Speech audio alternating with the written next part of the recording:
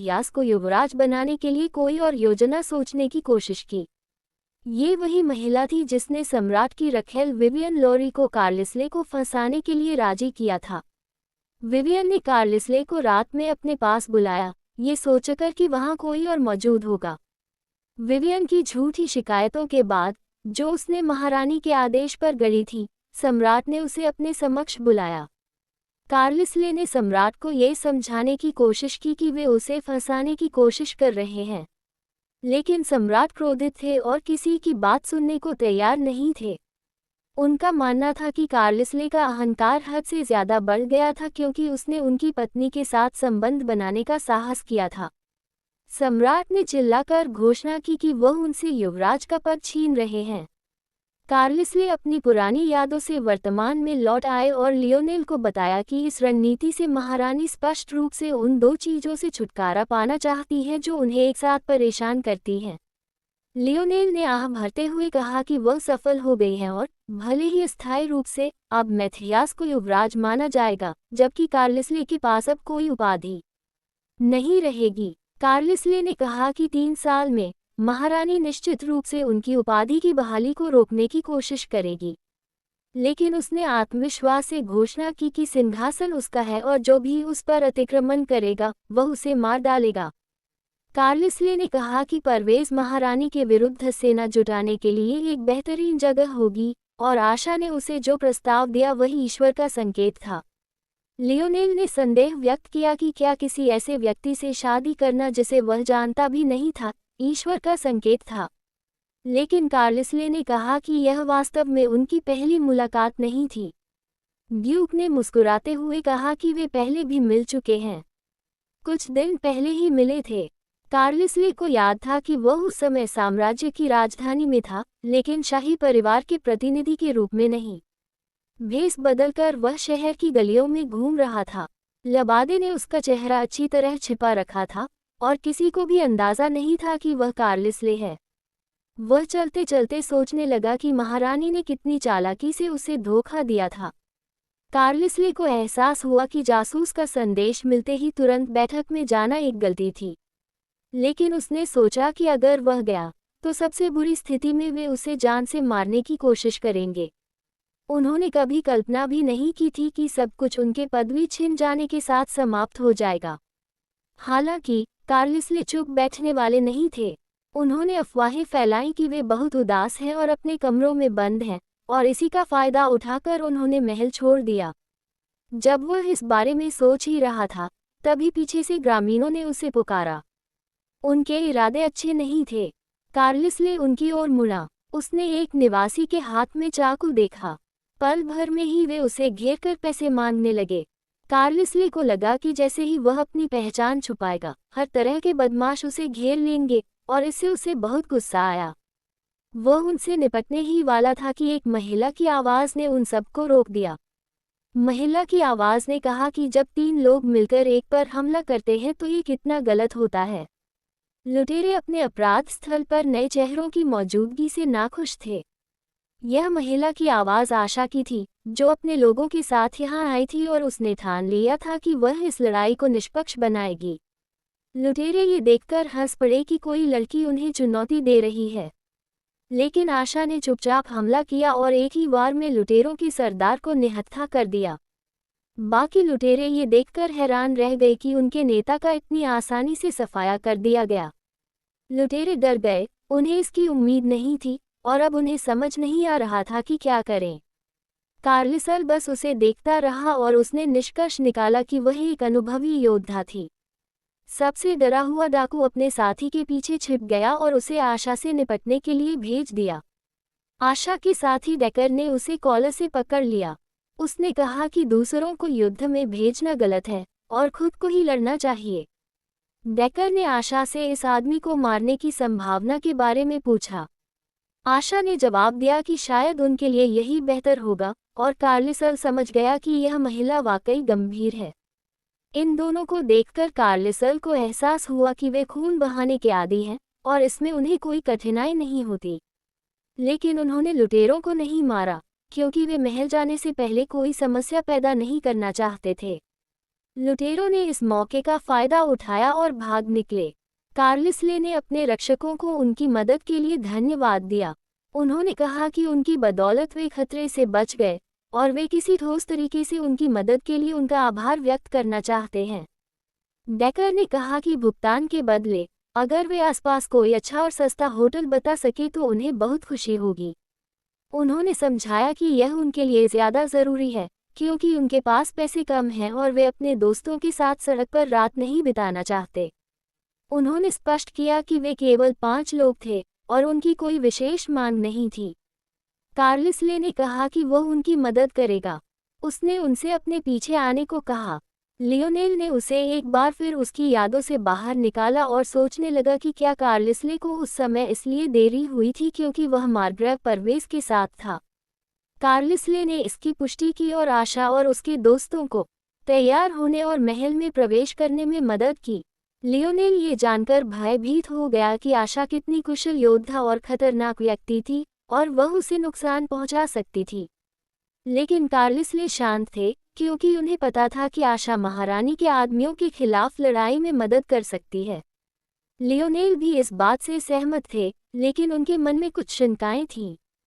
कार्लिसले ने उन्हें आश्वस्त किया कि जब तक परवेज़ का भाग्य दांव पर है, आशा उन्हें धोखा नहीं देगी और न ही वह किसी से प्रेम करेगी या उनके लिए परेशानी का सबब बनेगी।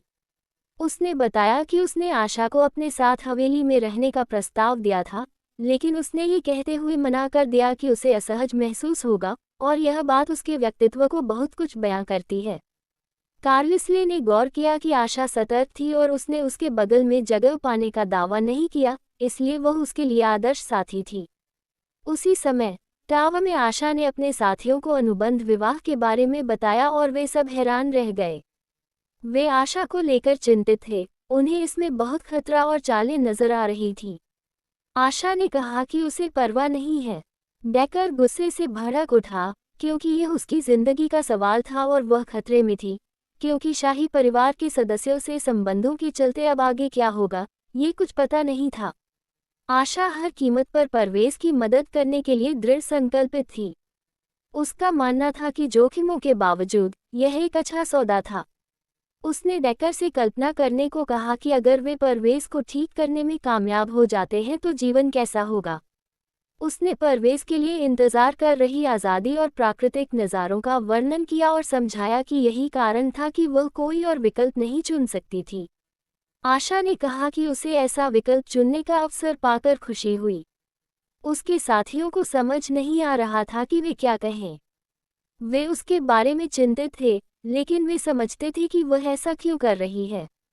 उनमें से कोई भी ऐसा ही करता। डेकर ने गहरी सांस ली, ये समझते हुए कि वह उसे मना नहीं पाएगा, और उसने केवल ये पूछा कि शादी कब होगी। आशा ने बताया कि समारोह संक्षिप्त कर दिए गए थे और विवाह की प्रतिज्ञाओं के बाद वह सीधे परवेज़ के लिए रवाना हो सकती थी। उसके साथियों को संदेह था कि यह सब इतनी जल्दी हो पाएगा, क्योंकि यह शाही परिवार के एक सदस्य की शादी थी और ऐसी शादियां आमतौर पर कई महीनों तक चलती हैं। उन्होंने चिंता व्यक्त की कि परवेज़ में उनके रहने के दौरान कहीं कोई भूखा न रह जाए। लेकिन आशा ने कहा कि उसके पास अच्छी खबर है और उसने जो कुछ हुआ उसकी यादें साझा की। उसने बताया कि उसने राजकुमार से पहले ही पूछ लिया है कि वे कब परवेज़ लौट सकते हैं। कार्लिसले इस सवाल से थोड़ा उलझन में पड़ गया। ये पहली बार था जब उसने किसी को शादी की रस्म जल्दी खत्म करने की चाहत रखते देखा था। उसने आशा से पूछा कि क्या उसका कोई प्रेमी है, क्योंकि वह परवेज़ लौटने की इतनी जल्दी में थी। लेकिन आशा ने उसे आश्वस्त किया कि यह उसके प्रेमी की वजह से नहीं था। आशा ने ये सब परवेज़ के लोगों की वजह से किया, जो उसका इंतजार कर रहे थे और अब भूख से मर रहे थे। कार्लिसले चुप रहा। उसे आशा जैसे लोग अक्सर नहीं मिलते थे। ड्यूक ने वादा किया कि वे इसे जल्द से जल्द पूरा करने की कोशिश करेंगे। उन्होंने मैडम लुबार से आशा को जल्द से जल्द तैयार करना शुरू करने को कहा। बूढ़ी महिला मुस्कुराए। वे तुरंत शुरू करने के लिए तैयार थे।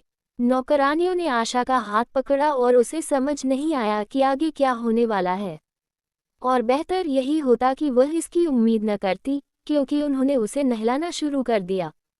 नौकरानियां इसे सफाई और पॉलिश करना कहती थीं, लेकिन आशा के मन में बस यही ख्याल था कि वह नहाना नहीं चाहती। नौकरानियां उससे बालों के बारे में अजीबोगरीब सवाल पूछती रहीं।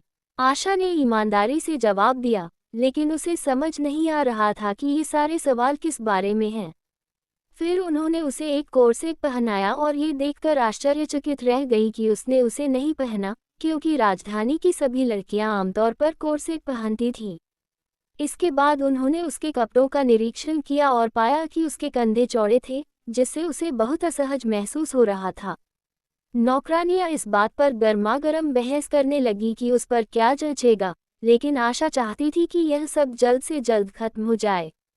वह घर लौटने के लिए बेताब थी, और अब आखिरकार ये सारी पीड़ाएं एक पोशाक में उसके लिए बिल्कुल ही असामान्य रूप में समाप्त हुईं।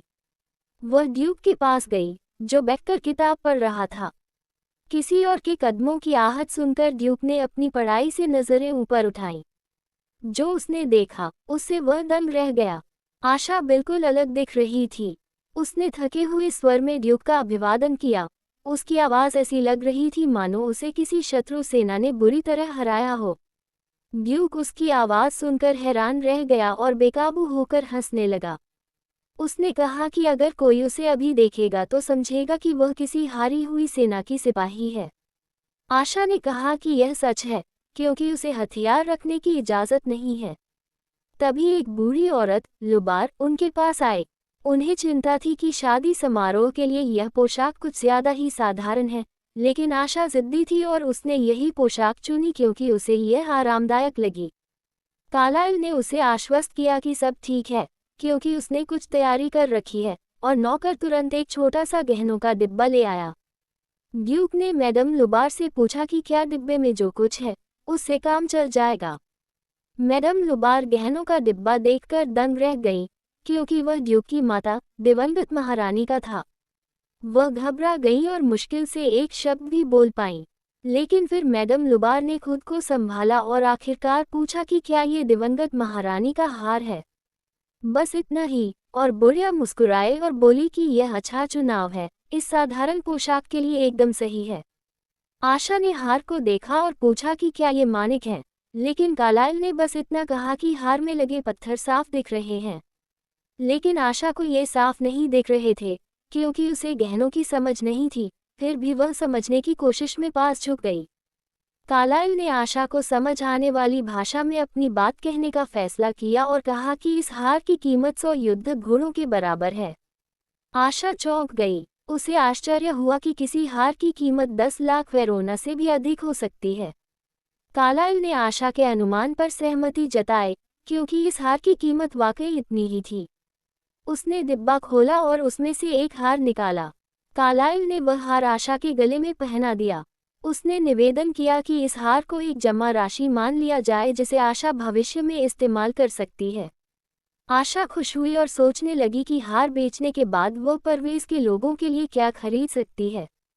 उसने घोड़ों और भोजन के बारे में सोचा। कार्लाइल उसके करीब आया। उसे एक अपरिचित सी खुशबू महसूस हुई। उसने आशा से पूछा कि क्या उसने सुगंधित तेल लगाया है, और आशा ने इसकी पुष्टि की। उसने कहा कि उसने जड़ी बूटियों वाली खुशबू इसलिए चुनी क्योंकि उसे फलों वाली खुशबू से ज़्यादा अच्छी लगी, और उसे पूरी प्रक्रिया याद करके असहज महसूस हो रहा था। उसकी इस पसंद से कार्लाइल हैरान रह गया। आशा ने उसके उलझन भरे चेहरे को देखकर पूछा कि क्या सब ठीक है, लेकिन उसने उसे आश्वस्त करते हुए कहा कि यह खुशबू उस पर बहुत अच्छी लग रही है। कार्लाइल ने सोचा था कि उसने ये खास खुशबू नहीं चुनी होगी। यह उसे अपनी माँ की याद दिलाती थी। उसकी गालों पर उंगलियां फेरते हुए उसने कहा कि आखिरकार हार को उसका मालिक मिल ही गया। कार्लाइल ने नौकरानी से पूछा कि क्या समारोह से पहले पोशाक को ठीक करने का समय होगा, और उसने इसकी पुष्टि की। ड्यूक के स्पर्श को महसूस करते हुए आशा को लगा कि वह गलत थी, क्योंकि ये किसी लाड़ प्यार वाले आदमी के हाथ नहीं थे, जैसा कि उसने पहले सोचा था, बल्कि एक योद्धा के हाथ थे। किसी कारण से उसकी धड़कन तेज हो गई, लेकिन उसने खुद को संभाला और सोचा कि कार्लाइल के हाथों का योद्धा होना स्वाभाविक था। आखिरकार वो कई लड़ाइयों से गुजर चुका था। उसने हार की कीमत के बारे में सोचना शुरू किया। हार की कीमत के बारे में सोचकर उसे बहुत प्रेरणा मिली। ये सोचकर कि वह कितने युद्धक घोड़े खरीद सकती है, उसे बहुत प्रोत्साहन मिला। कुछ दिनों बाद शादी की रस्म शुरू हुई। समारोह में मौजूद लोग कानाफूसी कर रहे थे, ये संदेह जताते हुए कि यह सब सच है या दिखावा, और कई लोगों का मानना था कि ड्यूक जल्द ही उसे तलाक दे देंगे। वे फुसफुसा रहे थे कि लेडी सिसिलिया डुप्रे, जिनके बारे में भविष्यवाणी की गई थी कि वे युवराज की पत्नी बनेंगी, चुप नहीं बैठेगी और जल्द ही कार्लाइल की नई पत्नी बन जाएंगी। इन सभी फुसफुसाहटों को सुनकर सिसिलिया को लगा कि सब कुछ ठीक है, और अब बस यही मायने रखता था कि आगे क्या होगा। और ये तथ्य कि अब वो बर्बर महिला अस्थायी रूप से कार्लाइल की पत्नी होगी, उसे बिल्कुल भी परेशान नहीं करता था। उसे लगता था कि इस विवाह के द्वारा कार्लाइल केवल युवराज की उपाधि के उम्मीदवारों की परीक्षा लेना चाहता है, क्योंकि परवेज संप्रभु राज्य है और शाही परिवार उनके मामलों में हस्तक्षेप नहीं कर सकता।